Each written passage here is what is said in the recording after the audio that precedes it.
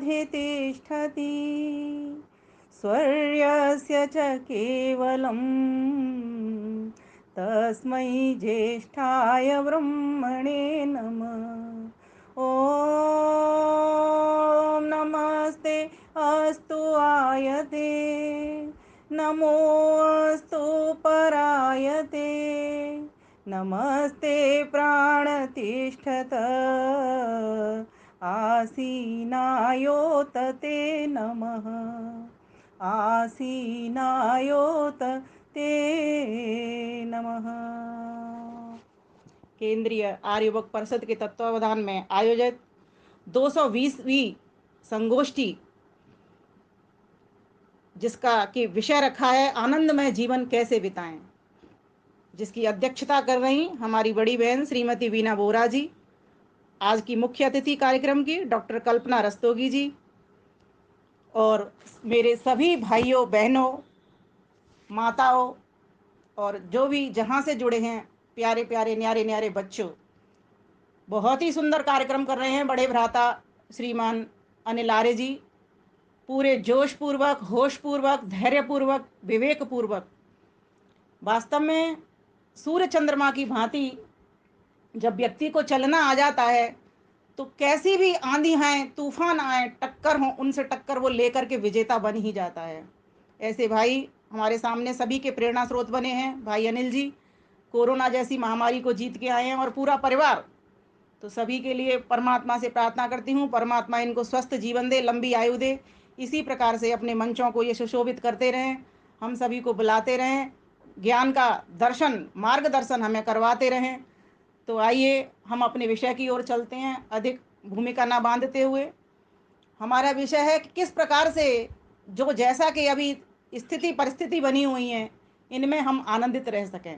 वैसे तो आनंदित रहने के लिए किसी स्थिति परिस्थिति की आवश्यकता नहीं होती, जैसा भी हो उस हाल में, हर हाल में हमको आनंदित रहना आना चाहिए। आनंद में जीना यह एक कला है और एक बहुत बड़ा ये कौशल्य है। जिस व्यक्ति को इस जीवन यात्रा को ठीक प्रकार से जीना आ जाता है, कुशलता पूर्वक, जोश पूर्वक, होश पूर्वक, धैर्य पूर्वक, विवेक पूर्वक जीना आ जाता है, ऐसा व्यक्ति फिर इस संसार की यात्रा को बहुत ही आसानी से, सरलता से पार कर जाता है। यजुर्वेद के भीतर 35वें अध्याय में आप प्रकरण देख सकते हैं, 10वां मंत्र आता है, अश्मन्वती रीयते समरवध्वम उत्तिष्ठत प्रतरता सखाय अत्रा जहीमो अशिवा ये शिवन अशिवा ये असन शिवा वयम उत्तरेम अभिभाजान, शिवा वयम उत्तरेम अभिभाजान। अर्थात जिस मंत्र के भीतर बात आती है, वैसे तो वेद के भीतर अनेक अनेक ऐसे मंत्र आते हैं जिनमें इस संसार को नदी कहा है, तो कहीं सागर कहा है, तो कहीं वृक्ष कहा है। लेकिन इस मंत्र के भीतर एक ऐसी नदी कहा गया है इस संसार सागर को, जो कि कटीले, नुकीले, बर्फीले पत्थरों से अटी हुई पड़ी हुई है, जिसके भीतर पानी बहुत कम है। जैसे पर्वतीय प्रदेशों में जब हम जाते हैं तो वहाँ देखते हैं, वहाँ पर जो नदियाँ होती हैं वहाँ पर पत्थर जो उसमें पड़े होते हैं बहुत ही नुकीले होते हैं, चलने में पैरों में वो चुभते हैं। तो इस ऐसी नदी का वर्णन वेद के भीतर आता है। ऐसी ये जो संसार की यात्रा है ये हमारी ऐसी ही है। इसमें नित्य प्रति आंधियां आती हैं, तूफान आते हैं। और अभी हमारी बहन जी मुंबई से बता रही थी कि मुंबई में इस वक्त बहुत तगड़ा तूफान आ रहा है। भगवान सबको, सबका भला करे, ये तूफान थम जावे, हम तो यही प्रार्थना करेंगे। और कहीं एक जगह से भी फ़ोन, गुजरात से फ़ोन आया था कि कह रहे हैं वहाँ पर तो चक्रवात आने वाला है, ऐसा कुछ इस तरह की सूचना मिल रही है। परमात्मा से प्रार्थना करूंगी, परमात्मा ये जो दैविक आपदाएं, इनको दैविक आपदाओं की श्रेणी में रखा जाता है, दैविक तापों की श्रेणी में रखा जाता है, परमात्मा इनको शांत करना। क्योंकि ये तो अभी हमारे हाथ में नहीं है। अप्रत्यक्ष रूप से तो कहीं ना कहीं हम भी इसमें जिम्मेवारी अपनी समझते हैं, लेकिन प्रत्यक्ष रूप से तो ये दैविक आपदाएं ही कही जाएंगी, चाहे इस प्रकार की ये महामारियां हों या फिर इस प्रकार के तूफान और आंधी हों। आज प्रत्येक व्यक्ति दुखी है। किसी भी व्यक्ति से बात करके देख लीजिए, प्रत्येक व्यक्ति रोता हुआ नजर आएगा। किसी भी व्यक्ति के चेहरे पर कोई स्माइल नजर नहीं आती, कोई मुस्कान नजर नहीं आती। वेद ने इस नदी को पार करने के लिए बड़ा ही सुंदर कह दिया कि ये जो अश्मंती रियते समरवध्वम, जो ये जो नदी है, बर्फीले पथरीले नुकीले कंकड़ों वाली नदी है, इस नदी को तुम कैसे पार करो? तो कहा रियते समरवध्वम, इसको संवेग के साथ में पार करो। उत्तिष्ठत, इसके लिए उठो। प्रतरता सखाया, और मित्र बन करके इस नदी में तैर जाओ। कहते हैं ना, जब कोई बहुत बड़ा तूफान आ जाए, विकट परिस्थिति आ जाए, तो व्यक्ति कहते हैं अकेला होता है, वो घबरा जाता है। तो कहा उठो, जागो, और एक दूसरे का हाथ पकड़ करके इस नदी को पार कर जाओ। जब व्यक्ति समूह में चलता है, तो कितना भी घनी रात हो, या कितना भी पथरीला रास्ता हो, या कोई ऊंचे ऊंचे पहाड़ हो, आप सभी को तो पता है, सभी यात्रा करते हैं, इतने ऊंचे ऊंचे पहाड़ों पर भी वो आसानी से मित्रों के साथ में पार कर जाता है। हाथ से हाथ मिला करके चलना सीखो। तो कहा ऐसी संसार की यात्रा को, ये जो दुख हैं ये तो आएंगे, जैसे कर्म किए हैं उनका फल हमको मिल करके ही रहेगा, ये मान करके चलना। और अभी भी जो कर्म कर रहे हैं उनका भी फल हमें आगे भी मिलेगा। और कुछ क्रियामाण कर्म ऐसे हैं जो अभी कर रहे हैं, संगी संग भी उनका फल मिल रहा है। कुछ संचित कर्म ऐसे हैं जिनका फल अब कर्म जमा होता जाएगा और आगे मिल जाएगा। कुछ प्रारब्ध कर्मों का भोग हम अभी भोग रहे हैं। तो कहा गया इस दुनिया में किसी का कोई दुख कम नहीं है। अगर आप इसी तरीके से ये सोचते हुए लगे रहे कि मेरा दुख सबसे बड़ा, मेरा दुख सबसे बड़ा, मेरे पास ये नहीं, मेरे पास वो नहीं, मेरे पास ये नहीं, अगर इस तरीके का रोना रोते रहे, तो इस यात्रा को पार करना बहुत कठिन हो जाएगा। जब समूह के साथ चलना सीख जाओगे, समूह को साथ लेकर के चलना सीख जाओगे, समूह के सहयोगी बन करके चलना सीख जाओगे, समूह के उपयोगी बन करके चलना सीख जाओगे, समूह में उद्योगी बन करके चलना सीख जाओगे, तो ये यात्रा बहुत ही आसान हो जाएगी। और दूसरी बात, कैसे आसान हो जाएगी ये, कब दुख नहीं होगा? जब तुम हल्के होगे। या तो मेरे शरीर का वजन बड़ा है तो मुझे वो पत्थर ज्यादा चुभेंगे, है ना, और या फिर मेरे सिर के ऊपर बहुत बोझ है, या मेरे हाथों में बहुत बड़ा लगेज है, बहुत ज्यादा सामान है, तो वो मुझे पत्थर चुभेंगे। कौन सी स्थिति है जिसमें पत्थर कम चुभें? तो कहा हल्के हो जाओ। बड़ी सुंदर बात वेद ने तो बता दी हमको कि हल्के होकर के चलो। आज हमने अपने घरों के भीतर इतना सामान इकट्ठा कर रखा है, पूरा समय हमारा उस सामान को जोड़ने में, संवारने में ही व्यतीत हो जाता है, हमको समय ही नहीं मिलता। क्यों भाई, इतना बोझ क्यों? इसीलिए दुख हमारे ऊपर हावी होते चले जाते हैं। अगर काम वाली ने सफाई नहीं की तो इस बात का रोना हो जाता है, आज तूने इसको साफ नहीं किया, इसको साफ नहीं किया। अधिक सामान है, वो भी तो करे तो क्या करे, और आप भी तो करो तो क्या करो। ये संसार यात्रा तभी सुखद हो सकती है जब आपका खुद का वजन भी हल्का है और आपका मानसिक वजन भी हल्का है। व्यर्थ की बातों को, मैं 3 बातें कहा करती हूं, अहितकर चिंतन से बचो, और असंभव चिंतन से बचो, तीसरी बात व्यर्थ चिंतन से बचो। जिस व्यक्ति को इस तरीके से चिंतन से बचना आ जाता है, ऐसे व्यर्थ के चिंतन, असंभव चिंतन और अहितकर, जिसमें किसी का भला ही नहीं है, व्यर्थ के कामों को कर किए चला जा रहा है, पूरा समय हमारा, इतनी वर्ष हमारी निकल गई, व्यर्थ ही चली गई, ऐसे काम किए चला जा रहा है, दुख ही दुख में खोया रहता है, पड़ा रहता है वो। क्यों? क्योंकि जो चीज उसको उपलब्ध नहीं हो सकती उसकी कामना बनाए हुए है। हल्के रहने के लिए अगर आप चाहते हो कि हमारे घर के भीतर शांति आवे, आनंद आवे, सुख आवे, हमारी मनस्थिति सुख प्राप्त करने की वाली हो, तो अगर हमें शांति की इच्छा है तो इच्छाओं को पहले शांत करना सीखें, उसके वजन को पहले कम करना सीखें। अपनी जो फिक्र है हमारी, उसको जीरो करना सीखें, तब जाकर के हम हीरो बन करके उस यात्रा को सुगमता से पार कर सकते हैं। आज हमको अपने फिगर की तो बहुत चिंता लगी रहती है, लेकिन अपनी चिंताओं की चिंता हम बिल्कुल नहीं करते कि सुबह से हमने कितना तनाव अपने ऊपर व्यर्थ ही ले लिया है। अभी आज व्हाट्सएप पे, आज या कल, एक बड़ा बढ़िया वीडियो किसी ने बना के डाला, आनंद आ गया उसमें से, शायद किसी ने, आपने देखा हो, मेरे पास वो वीडियो है, आप देख सकते हैं। उसकी कुछ बातें मैं आपको बताऊंगी, फिर बात को आगे ले जाऊंगी। उसमें कहा गया है कि भाइयों बहनों, आपकी कोई भी परेशानी दुखदाई नहीं होगी अगर आप इस तरीके से सोचना शुरू कर दोगे तो। कैसे? आपको ऐसा क्यों लगता है? इनकम मेरी थोड़ी सी कम है, सेविंग मेरी थोड़ी सी कम है, गाड़ी मेरी थोड़ी सी छोटी है, घर मेरा थोड़ा सा छोटा है। तो इसमें कोई दुखी होने की बात नहीं है। ये तो आपको ही नहीं, ये तो मुकेश अंबानी को भी लगता है। उसका प्रेजेंटेशन देखना कितना बढ़िया वो करता है। मैं वीडियो आपके पास शेयर करूंगी उसको। फिर कहा, आपको ऐसा क्यों लगता है कि कमर मेरी मोटी है? आपको ऐसा क्यों लगता है कि हाइट मेरी छोटी है? आपको ऐसा क्यों लगता है कि पेट थोड़ा बड़ा है? आपको ऐसा क्यों लगता है कि वेट थोड़ा बड़ा है? क्या कहूं, ये आपको ही नहीं लगता, ये तो कैटरीना कैफ को भी लगता है। हाँ, मजे में रहो, उलझन में ना रहो, टेंशन में ना रहो, उलझन में ना रहो, मजे करो भाइयों बहनों, मौज करो।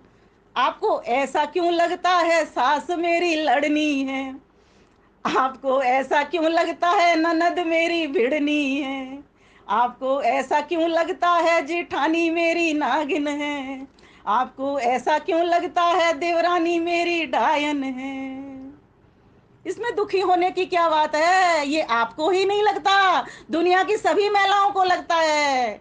इसीलिए मजे करो भाइयों बहनों, मौज करो। जैसी भी स्थितियां आए, परिस्थितियां आए, आनंद पूर्वक रहो, मिल करके रहो, सहयोग करते हुए रहो, उपयोगी बनते हुए रहो, श्रम करते हुए रहो। जब व्यक्ति के भीतर ये आलस्य प्रमाद आ जाता है, आलस्य प्रमाद का राक्षस घर कर जाता है, तब ना तो वो किसी को सहयोग दे पाता और ना किसी के हित कर की वो सोच पाता, ना किसी की शुभता के लिए वो काम ना कर पाता। तो कहा, आपको ऐसा क्यों लगता है कोरोना ने बैंड बजाई है? आपको ऐसा क्यों लगता है चाइना ने वाट लगाई है? आपको ऐसा क्यों लगता है काम धंधे पे गप्पू चढ़ गया है?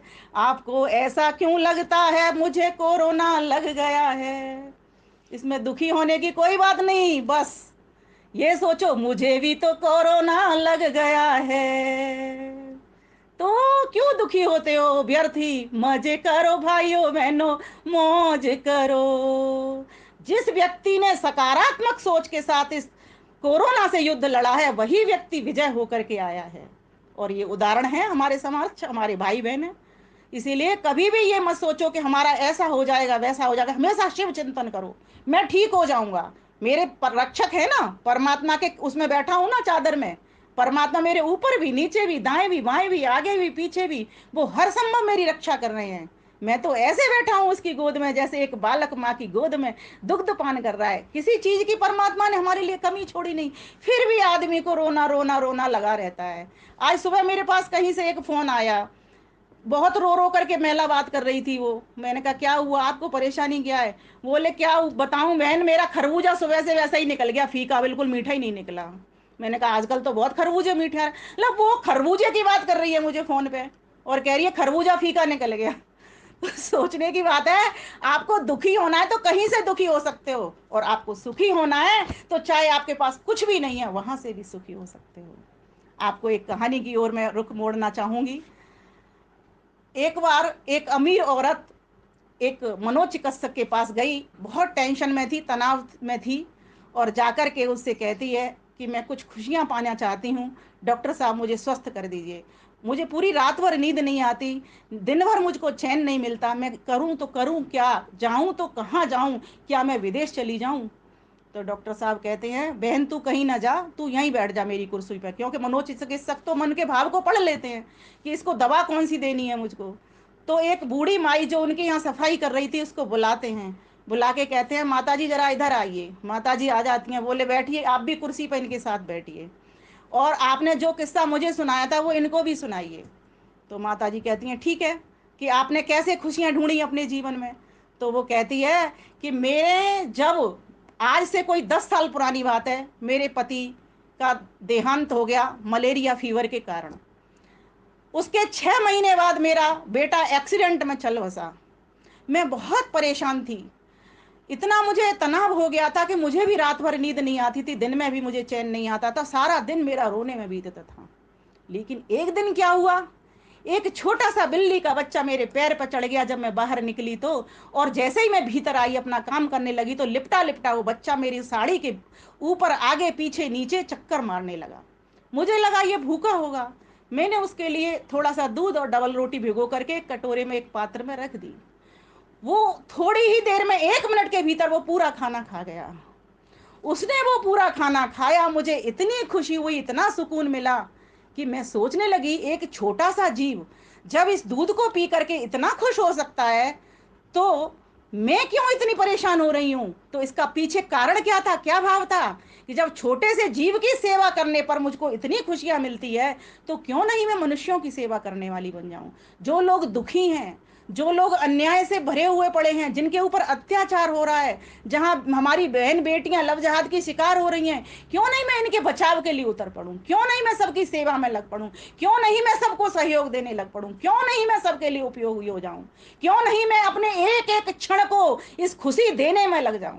ध्यान रखना, जो व्यक्ति जितनी शुभ की दूसरे के लिए विचार करता है, जितने दूसरे के लिए खुशियां सोचता है, परमात्मा उसको डबल करके देते हैं। कहते हैं ना, 100 हाथों से दान करो, 1000 हाथों से प्राप्त कर लो, सतत समार सहस्त्रत संकिरा।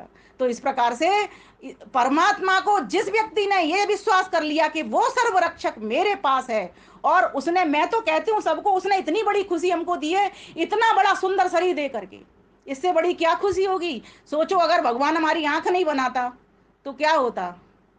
किसी बात को कोई भी बच्चा रो रो करके कह नहीं पाता, देख नहीं पाते इस सुंदर सृष्टि को। उस परमात्मा का अनुभव हम नहीं कर पा सकते, हम अनुमान भी नहीं लगा सकते कि कोई ऐसी शक्ति होगी जिसने ये संसार बनाया है। और अगर कान नहीं होते तो, और अगर आपसे कोई ये कहे कि मुझे अपनी एक आंख दे दो, आपको 10 अरब रुपए दूंगा, तो कोई भी व्यक्ति देने को तैयार नहीं होगा। इतनी अमूल्य संपदा परमात्मा ने मनुष्य को दे दी है। यूं तो सभी पशु पक्षियों को दिए हैं, लेकिन मनुष्य को तो मन और बुद्धि और ये इंद्रियां, वाणी पाणी बुद्धि, ये ऐसी दी हैं कि इनसे भी अगर हम खुशी नहीं पा सकते तो कब खुशी पाए। आपको देखना होगा कि कोई भी पशु पक्षी हंस नहीं सकता। ये हंसने की मसल्स सिर्फ हमारे भीतर परमात्मा ने लगाई हैं। हम हंस सकते हैं, जब हंस सकते हैं तो फिर रोते क्यों हैं। कल का दिन किसने देखा, आज की घड़ियां खोएं क्यों। जिन घड़ियों में हंस सकते हैं उन घड़ियों में रोएं क्यों। पूरा दिन व्यक्ति का, बताओ, मैं तो उसी को सोच सोच के हंस रही हूँ कि खरबूजा फीका निकल गया, इसी बात का रोना रो रही है। और कितनी तो गाली उसके मुंह से खरबूजे वाले के लिए निकली होंगी, और कितना इस बात के लिए निकला होगा कि मेरे 50 रुपए चले गए 1 किलो खरबूजा के। सोचो, आप सोचो, सोच करके देखो, इस बात को एक बार चिंतन करके देखो। इसीलिए मैं सभी को कहा करती हूँ, चिंता मत करो लेकिन चिंतन जरूर करो। जो व्यक्ति चिंतन करता है वो अपने टेंशन को तो स्वतः ही दूर कर लेता है, और अपने टेंशन को तो करता है, दूसरे को के भी टेंशन को वो दूर कर देता है। इन दिनों कोरोना के काल में कितने पेशेंट्स पड़े हुए हैं, हमारे रिश्तेदारी में हो या हमारे कोई नॉन हो, जानकारी में हो, या हमारे घर परिवार के हों, उनके पास एक कॉल लगा करके उनकी राजी खुशी एक बार आप पूछना शुरू कर दोगे तो समझो आप उनको स्वस्थ करके ही लौटा लाओगे। मात्र एक फोन लगाना, अगर आपको ऐसा लगता है वो बिजी होगा तो एक मैसेज कर देना। आप सारा दिन व्हाट्सएप चलाते हो, क्या एक सहयोग ऐसा नहीं कर सकते। तो ये खुशी तो देने की चीज है, और जब खुशी देते हैं तो बदले में, ये तो साइंस का नियम है, विज्ञान का नियम है, जिस वेग के साथ में गेंद फेंकी जाती है उसी वेग के साथ में वो गेंद लौट करके आती है।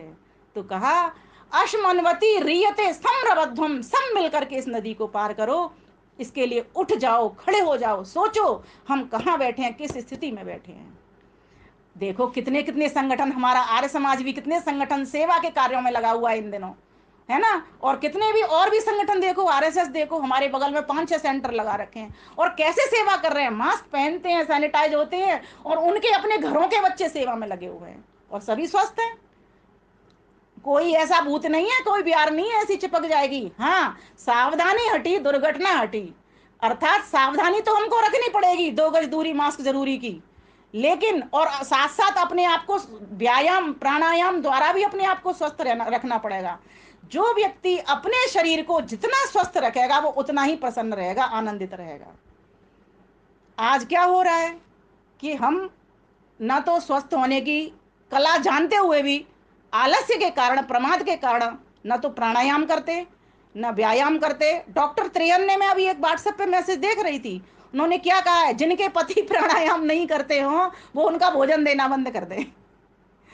मैं तो कहती हूँ ये सबके लिए है, पत्नी हो, पति हो, चाहे बच्चे हो, सभी का भोजन बंद कर देना चाहिए जो व्यक्ति प्राणायाम नहीं करता, योग ध्यान नहीं करता। आज अगर आप चाहते हो कि ये कोरोना रूपी महामारी को जीतें तो इसके लिए आपको प्राणायाम अनिवार्य करना होगा। जैसे शरीर के लिए ये भोजन जरूरी है, वैसे ही शरीर को स्वस्थ रखने के लिए ये प्राणायाम, व्यायाम, योगासन भी जरूरी है। इसीलिए हम सभी इन बातों को जान करके अपने जीवन को आनंदित करना सीखें। रोना है कितना भी रो लो। आप देखते हो, देखो वो जो लेडीज थी, जो महिला थी, उसने जो क्या कहा, उसने यही तो कहा कि मुस्कुराना व्यक्ति सीख ले। आप रो रहे हो, परेशान हो रहे हो, एक बार आप अपने छोटे पोते के साथ, पोती के साथ या बच्चे के साथ बैठ करके देखिए, आपका रोना गायब हो जाएगा। वो बच्चा इतनी देर तो रोता है, उसके बाद उसको वस्तु मिलने पर वो खुश हो जाता है, फिर उसको बाद में याद नहीं रहती। बस इस तरह से अपने वजन को हम हल्का करके इस संसार की यात्रा में चलना सीखें। बच्चों के पास बैठना सीखें, उनको प्यार देना सीखें। कल एक वेबिनार चल रही थी, जयपुर से बहुत अच्छी वेबिनार चल रही थी, अनामिका शर्मा जी, आप सभी जानते हैं, वो चला रही थी। उसमें मैं 5 मिनट के लिए जुड़ी। एक प्रतिभाशाली बच्चा, इतना बढ़िया उसने गीत सुनाया, जैसे अभी ये बच्ची सुना रही थी, उसने वाद्य यंत्रों के साथ में, मैं देख करके हतप्रभ रह गई। 5 मिनट के भीतर जो खुशी मैं पूरे दिन भर के भीतर नहीं रख सकती थी, वो खुशी मुझे 5 मिनट के भीतर मिल गई। खुशी आप देखो तो सही, चारों ओर खुशी खुशी है। कैसे खुशी है, समझो इसको, ये साइंस है। परमात्मा चारों ओर है कि नहीं है? है कि है ना? इस बात को तो सभी स्वीकारते हैं। तो परमात्मा का स्वरूप भी स्वीकारते हैं, वो आनंद का भंडार है। जब ये स्वीकारते हैं आनंद का भंडार है, खुशियों का भंडार है, तो सब जगह खुशी है कि नहीं है? है ना खुशी? जब सब जगह खुशी है तो हम खुशी क्यों नहीं समझ पाते, क्यों नहीं खोज पाते, क्यों नहीं उस खुशी से जीवन भर पाते?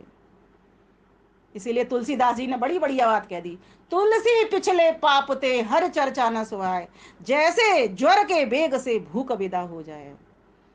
कई बार ऐसा भी होता है कि परमात्मा की चर्चा तभी भी नहीं सुहाती हमको कि जबकि हमारे पिछले ऐसे संस्कार हैं जो वासना में संस्कार है, पाप के संस्कार हैं, अशुभ संस्कार हैं, कुसंस्कार हैं।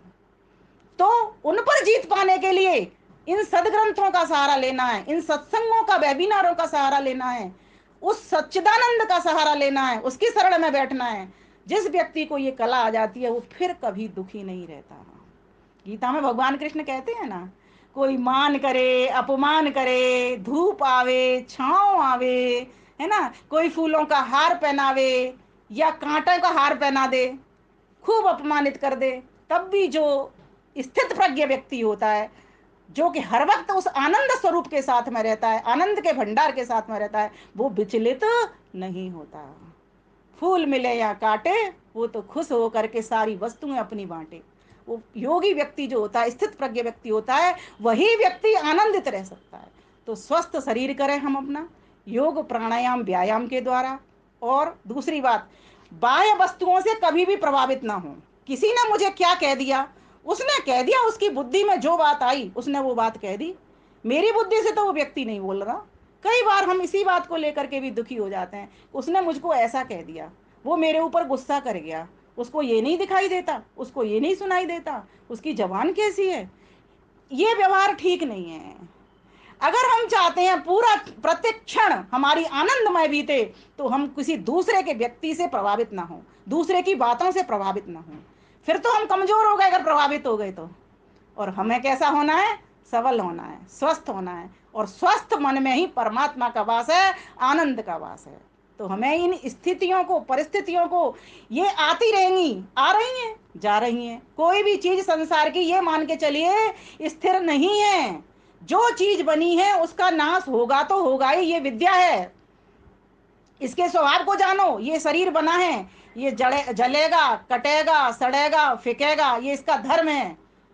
और वस्त्र की तरह ये बदला जाता है। गीता कहती है ना, वासांसि जीर्णानि यथा विहाय नवानि गृह्णाति नरोपराणि तथा शरीराणि विहाय जीर्णानि अन्यानि संयाति नवानि देहि।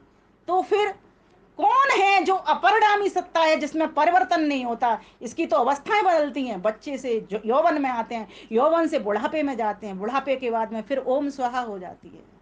लेकिन वो कौन सी चीज है जिसको मैं कहता हूं मैंने किया ये काम? वो कौन तत्व है? वो आत्म तत्व। अहम इंद्रो अस्मि, मैं इंद्र हूं, उस परमात्मा का पुत्र हूं, परमात्मा से मेरी समानता है। वो चेतन है, मैं भी चेतन हूं, मैं उसको प्राप्त कर सकता हूं। वो पिता है, मैं पुत्र हूं।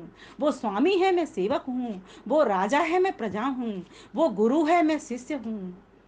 इस प्रकार से वो व्यापक है, मैं व्याप्य हूं। उसे अपना संबंध स्थापित करके चले। जो इस व्यक्ति को परमात्मा से संबंध स्थापित करना आ गया, कहते हैं ना कि घर के 4 आदमी अगर खुशी पूर्वक सभी से एक दूसरे के साथ अपना संबंध बना करके, संबंध सम्यक बंधना, संबंध लगा उसमें, संबंध सम्यक रूप से बंधना, जिसको आ गया वो समझो वो खुश हो गया, प्रसन्न हो गया।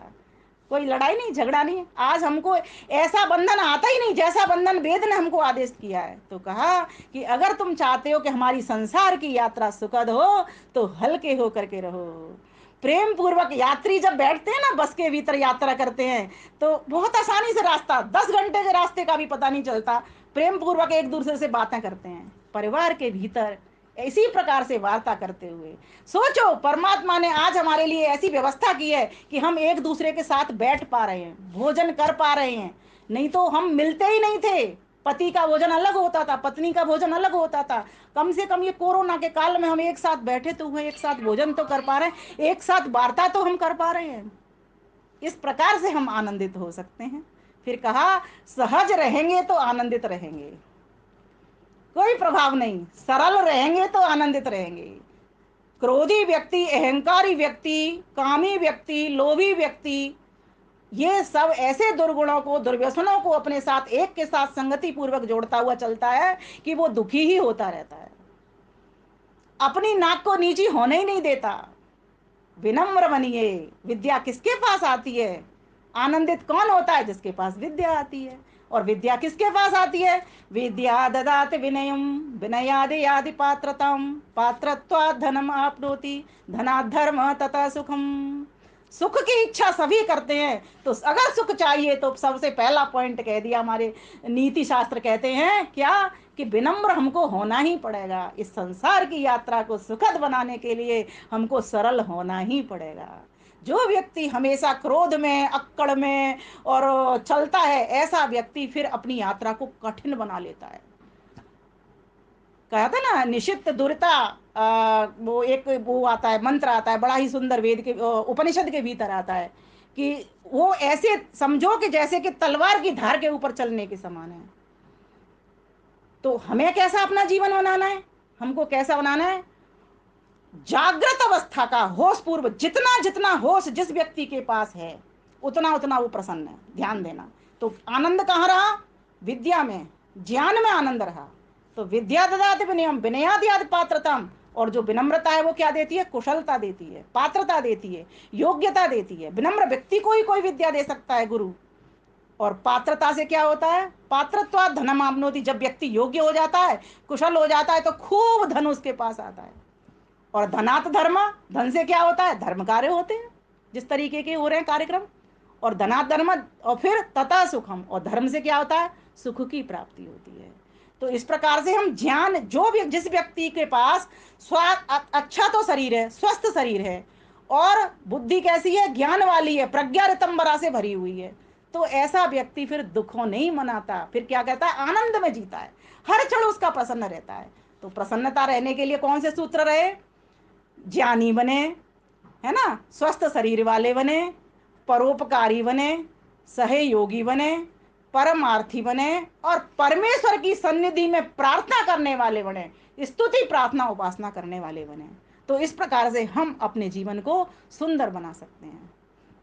आगे कहा कि और हम कैसे बने? तो कहा, निर्मल मन, शुद्ध मन, विमल मन, धवल मन, उज्जवल मन वाले बने।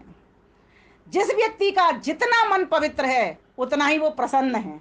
ध्यान देना, पवित्रता में ही प्रसन्नता का वास है। जैसे परमात्मा में प्रसन्नता का वास है, ऐसे पवित्रता, ईश्वर पवित्र है, और पवित्र तो ही हमारी आत्मा भी है स्वरूप से।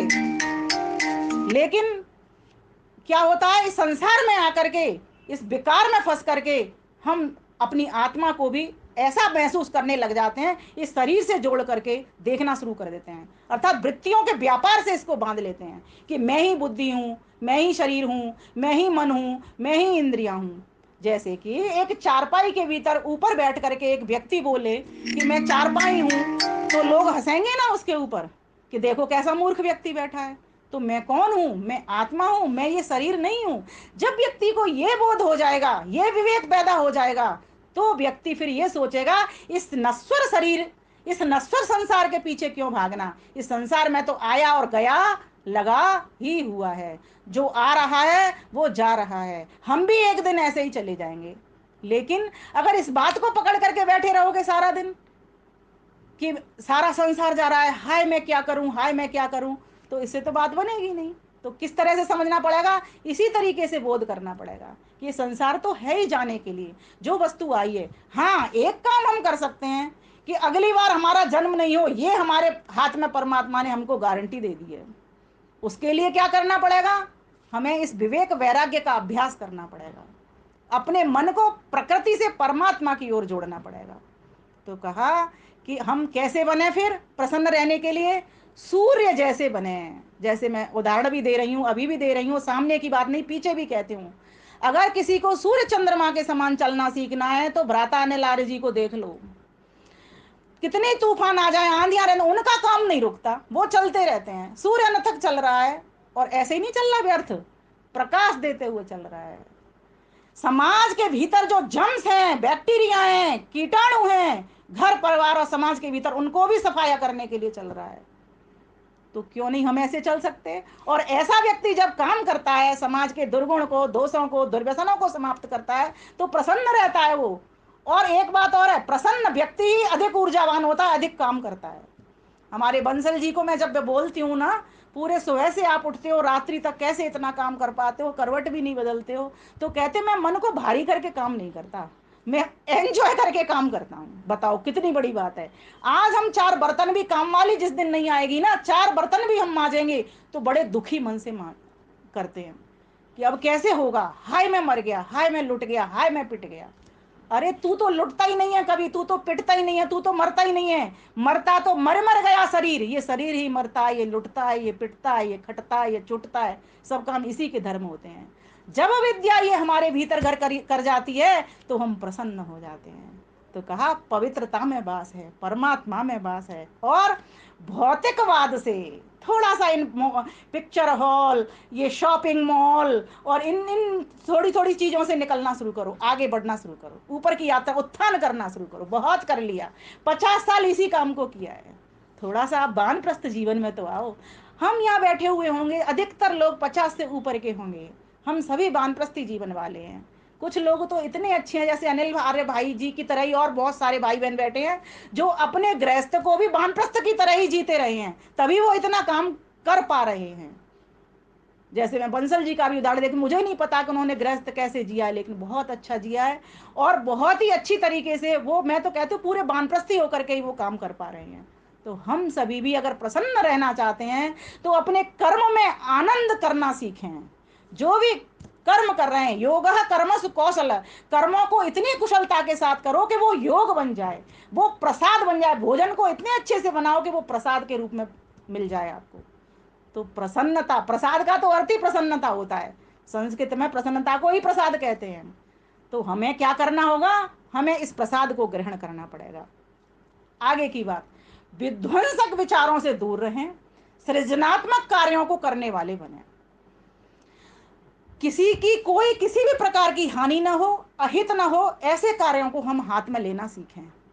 सृजनात्मक कार्य अगर हम कवि हैं तो कलम उठाएं, लेखक हैं तो कलम उठाएं, पत्र उठाएं, और अगर हम गायक हैं तो अपनी वाणी को वेद माता का स्वर दें। मतलब किसी न किसी तरीके से अपने आप को व्यस्त करना है। और किसमें करना है? अपनी प्रतिभा को देखकर। पवित्रता में प्रसन्नता थी, है ना, परमात्मा में प्रसन्नता थी, और यहां पर किस में प्रसन्नता आ रही है? अब ये कागज पन्नों में प्रसन्नता आ रही है। तो कहा कि जिस व्यक्ति के भीतर जो योग्यता है वो अपनी पात्रता को देखे, पात्रता को देख करके उस तरह के सृजन करने वाला काम करना प्रारंभ कर दे। जब व्यक्ति इस प्रकार से काम करता है तो प्रसन्न ही रहता है वो, क्योंकि उसने पता लगा लिया मैं एक कवि हूं, मैं एक लेखक हूं, मैं एक गायक हूं, मैं एक वादक हूं। तो वो उस तरह से वो काम कर रहा है, अपने आप को पूरा टाइम उसने व्यस्त रखा हुआ है। खाली दिमाग शैतान का घर होता है, ये आप सभी भी बोलते हो और हम भी बोल रहे हैं। कभी भी इसको खाली मत छोड़ो। हाँ, अगर खाली करना है तो कूड़े से खाली कर लो, व्यर्थ चिंतन से खाली कर लो, अशिव चिंतन से खाली कर लो, असंभव चिंतन से खाली कर लो। चांद को ला नहीं सकते, बोल रहे हैं कि मेरी इच्छा ऐसी होती है कि चांद को उतार के धरती पे ले आऊं। ये असंभव चिंतन है, जो काम हो नहीं सकता उसका तुम चिंतन कर रहे हो। तो कैसा चिंतन हमारे भीतर से उठे तब हमें प्रसन्नता होगी। प्रसन्नता हमें तभी होगी जब हम सबके साथ मिलकर के इस नदी की, संसार की यात्रा को तरने वाले बन जाएंगे। तभी जा करके हमारी ये यात्रा सुगमता से हमको पार हो जाएगी। इसके लिए अशिवता को छोड़ते जाएं। क्या कहा? अत्रा जहीमो अशिवा, अकल्याणकारी मार्ग को छोड़ते जाएं और किसको पकड़ते जाएं? शिवा वयम उत्तरेम अभिवाजान। क्या करें? जो कल्याणकारी पथ है उसको पकड़ते हुए चले जाएं बस। क्योंकि दो चीजें एक साथ नहीं पकड़ में आती। श्रेय को पकड़ेंगे तो प्रिय छोड़ना ही पड़ेगा, और एक साथ कोई छोड़ भी नहीं सकता। ऐसी यात्रा करो कि संसार का लगेज बिना मन दुखी करे कम हो जाए। अगर आपने बहुत सारे सूटकेस लगा लिए, अटैची लगा लिए, और आपसे कह दिया जाए कि इनको यहीं छोड़ जा, तू ऐसे ही चली जा, तो बहुत दुख लगेगा। जब आप ये सोच लोगे कि मुझे ये सामान जो मैंने अटैचियों में भरा है ये बहुत कष्ट देगा, बार बार कुली ढूंढना पड़ेगा, उसमें मेरा पैसा भी लगेगा, मेरा समय भी लगेगा, है ना, जब मैं ये सोच लूंगा तो बहुत ही आसान मेरी यात्रा हो जाएगी। तो संसार की इस नदी को पार करने के लिए मुझे कैसा करना पड़ेगा? इस यात्रा को सुगम करना पड़ेगा। तो आइए मेरी रचना के साथ साथ आनंद लीजिए आप भी। बही जा रही बड़े वेग से नदी भरी जो पत्थर से, नदी भरी जो पत्थर से, आओ मिलकर पार करें सब पकड़ के हाथ परस्पर से, पकड़ के हाथ परस्पर से।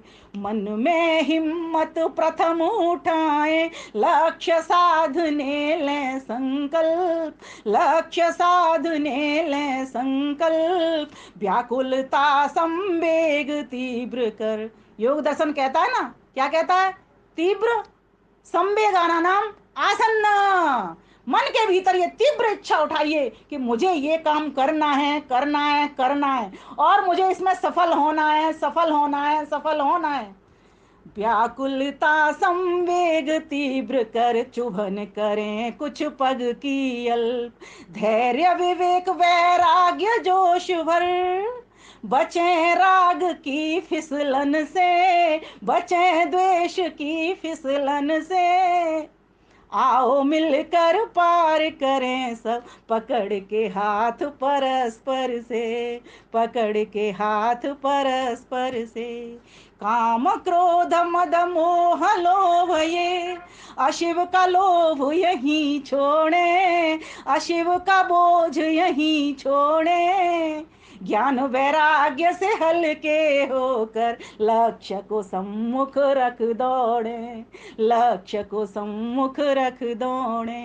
शिव में ही बांधे सामग्री, पोटली कैसी बनाए? शिव में ही बांधे सामग्री, भय चिंता से रहित हंस के, भय चिंता से रहित हंस के, आओ मिलकर पार करें सब पकड़ के हाथ परस्पर से। बही जा रही बड़े बेग से नदी भरी जो पत्थर से, नदी भरी जो पत्थर से, आओ मिलकर पार करें सब पकड़ के हाथ परस्पर से। उठो उत्तिष्ठत प्रतता सखाय, उठो खड़े हो जाओ तत्पर, समय आ गया तरने का, समय आ गया तरने का, एक के वश का नहीं काम ये, एक के वश का नहीं काम ये, बन के सहायक बढ़ने का। बोलो जय उस परम पिता की। आपने देखा होगा जब घर बनता है, चीरी चढ़ाई जाती है, तो किस तरह मजदूर जो लगे होते हैं वो क्या करते हैं, एक आवाज करते हैं जोर से, ओम, इस तरह से आवाज करते हैं। एक बार सारे मिलकर के, वेद कहता है सहस्त्रम साकम अर्चता है, सारे मिलकर के परमपिता परमेश्वर का जयकारा तो लगा करके देखो, वो सर्वरक्षक प्रभु अपना छत्र लेकर के आपके पीछे ऊपर खड़ा हुआ है। आप सुरक्षित हो और आप अपना काम फौरन कर जाते, फौरन वो चीरी चढ़ा देते हैं वो मजदूर। उन पर कहां से आता है ये साहस, सिर्फ एक आवाज लगाते हैं, ओम, चीरी चढ़ जाती है, छत डल जाती है। तो कहा बोलो जय उस परम पिता की, सुगम सरल हो उच्च स्वर से, सुगम सरल हो उच्च स्वर से, आओ मिलकर पार करें सब, पकड़ के हाथ परस्पर से, पकड़ के हाथ परस्पर से। जिसने भी पथरीली नदी को, जिसने भी पथरीली नदी को सहयोग से है पार किया, दे सहयोग है पार किया, कभी न फिसला कभी न लुढ़का, काम हाथ कर तार लिया। मैं तो अपने परम पिता परमेश्वर का काम कर रहा हूँ, मैं तो इसीलिए ही इस संसार में आया हूं। मेरा अपना कोई काम नहीं है, मेरा कोई अपना सामान नहीं है, सब उसी से प्रदत्त है, सब उसी से मुझे मिला हुआ है। कभी न लुढ़का कभी न फिसला, काम हाथ कर तार लिया। हम भी होकर विमल उसी के, हम भी होकर विमल उसी के, बढ़ते चलें न फंस धस के, बढ़ते चलें न फंस धस के, आओ मिलकर पार करें सब, पकड़ के हाथ परस्पर से, पकड़ के हाथ परस्पर से। बही जा रही बड़े वेग से नदी भरी जो पत्थर से, नदी भरी जो पत्थर से, आओ मिलकर पार करें सब, पकड़ के हाथ परस्पर से। कोई भी व्यक्ति अगर चाहे मैं अकेला इस नदी को पार कर लूंगा तो नहीं कर पाएगा, ये तो सहयोग से ही संभव हो सकता है। अधिक सामान लेकर के भी नहीं कर पाएगा, व्यर्थ का बोझ लेकर के भी नहीं कर पाएगा, निद्रा आलस्य प्रमाद से भी वो नहीं कर पाएगा, और बिना जोश के भी नहीं कर पाएगा, और बिना होश के भी इस नदी को पार नहीं कर पाएगा, और बिना सहयोग के, बिना उद्योग के, बिना उपयोगी होकर के भी वो पार नहीं कर पाएगा, बिना सेवा सहायता समर्पण के भी वो पार नहीं कर पाएगा, और बिना लक्ष्य बनाए भी वो पार नहीं कर पाएगा। मुझे तो नदी को पार करना है, अथा तो ब्रह्म जिज्ञासा, ब्रह्म की जिज्ञासा मुझे तो उठानी है कि मुझे मेरे लक्ष्य तक पहुंचना है। तब तक मैं अपने शरीर को स्वस्थ रखूंगा, इसको गिरने नहीं दूंगा, अपने चरित्र को अच्छा रखूंगा, इसको गिरने नहीं दूंगा, अपने बल को, अपने ज्ञान को, अपनी भक्ति को, अपनी श्रद्धा को, अपनी निष्ठा को कायम रखूंगा, इसको गिरने नहीं दूंगा। जब तक ऐसे विचार, सुंदर विचार, शिवमय शिवत्व से हमारे विचार नहीं भरेंगे, तब तक हम आनंद से नहीं रह सकते। इसलिए भाइयों बहनों, जागो, इस नदी को मिलकर के पार करो, एक दूसरे के सुख दुख के भागी बनो। आइए, एक बहुत सुंदर उदाहरण मेरे समझ आ रहा है, लेकिन समय तो ये 43 मिनट हो गए, मुझे पता ही नहीं चलता है, तो फिर मुझे तो अपनी बात बंद करनी पड़ेगी। आओ खुशियों से जग भर दें, जगमग जग कर दें, आओ खुशियों से जग भर दें, कर दें, फूलों से हम हंसना सीखें, भौरों से हम गाना, कोयल सी बोली बना कुहुक कुहुक कर दें, आओ खुशियों से जग भर दें, जगमग जग कर दें। दुखियों के बनकर हम जोली, उनके दुखड़े दूर करें, बन के सच्चे साथी सखा, रोती आंखें चुप कर दें, आओ खुशियों से जग भर दें, जगमग जग कर दें। प्यारे भाइयों बहनों, इस प्रकार से ये जो संसार की नदी है, सबके लिए एक जैसी स्थितियां हैं। सबको परमात्मा ने वही 24 घंटे दिए हैं। सबके जीवन में सुख दुख आएंगे जाएंगे, और सबका एक जैसा शरीर बनाया है।